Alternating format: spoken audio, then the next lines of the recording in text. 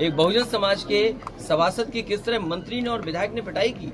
बताओ क्या कार्रवाई की इस सरकार ने, जो हमेशा बुलडोजर की चालू करके रखते हैं। क्या उस मंत्री के घर पे बुलडोजर जाएगा जिसने बहुजन समाज के सभासद का अपमान किया है? हमारे लिए मुख्य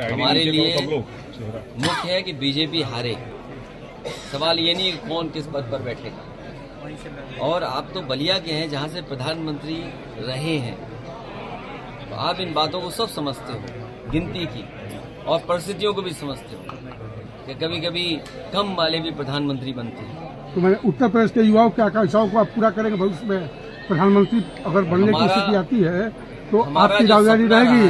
देखिए, जो सपना समाजवादियों का रहा वो ये रहा कि पूर्वांचल का इलाका खुशहाली से जुड़ जाए। इसीलिए ये जो सड़क आपको पूर्वांचल की दी थी वो किसी के मांगने पर नहीं दी थी।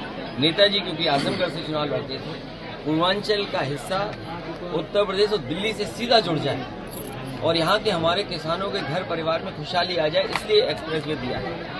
ये केवल सड़क नहीं मान के चल रहे थे हम। यहाँ पर मंडी अगर बनी होती और अगर सुविधाएं दी गई होती तो हमारे किसानों को लाभ पहुंचता। लेकिन उत्तर प्रदेश के लोग की अभी आकांक्षा रही कि सर मुलायम सिंह नेताजी प्रधानमंत्री बने, और आज सपना है कि आप भी प्रधानमंत्री बने। देखिए, ये समय और जगह नहीं है जिसमें चर्चा की जाए। अच्छा अखिलेश जी, दोबारा बलिया आएंगे हम लोग। सर अखिलेश जी, किसान ने आत्महत्या करने की कोशिश की है, पेट्रोल डालकर जो है आग लगाने की कोशिश की है, क्योंकि वन विभाग उसकी जमीन पर कुछ करने जा रहा था। क्या कहना चाहेंगे सर, किसानों की क्या स्थिति है प्रदेश के अंदर और इस मामले में? लोग जीरो टॉलरेंस कहते हैं करप्शन के लिए। ये जीरो टॉलरेंस उनका जीरो हो गया है। और जब एसडीएम और अधिकारियों के कार्यालय न्याय नहीं दे रहे हैं तो मजबूरी में उसको आत्महत्या का रास्ता अपनाना पड़ा। अगर कोई दोषी है उसके लिए तो वो भारतीय जनता पार्टी की सरकार के लोगों, और केवल मेरठ में एक किसान की आत्महत्या का सवाल नहीं है, उसके साथ साथ एक दलित और पिछड़े वर्ग के लोगों की किस तरह पिटाई की गई। एक बहुजन समाज के सभासद की किस तरह मंत्री ने और विधायक ने पिटाई की। बताओ क्या कार्रवाई की इस सरकार ने, जो हमेशा बुलडोजर की चालू करके रखते हैं। क्या उस मंत्री के घर पे बुलडोजर जाएगा जिसने बहुजन समाज के सभासद का अपमान किया है? क्या ये वही बुलडोजर एसडीएम के घर की ऑफिस को तोड़ेगा कि जिस एसडीएम या जिस अधिकारी की वजह से उस किसान की जान चली गई? अच्छा, महादेव जीरो टॉलरेंस इसलिए नारा दे रहे हैं जिससे हमारा गरीब समझ ही नहीं पाए। गरीब समझ रहा है जाने कौन सा फैसला लिए ले रहे हैं जीरो टॉलरेंस।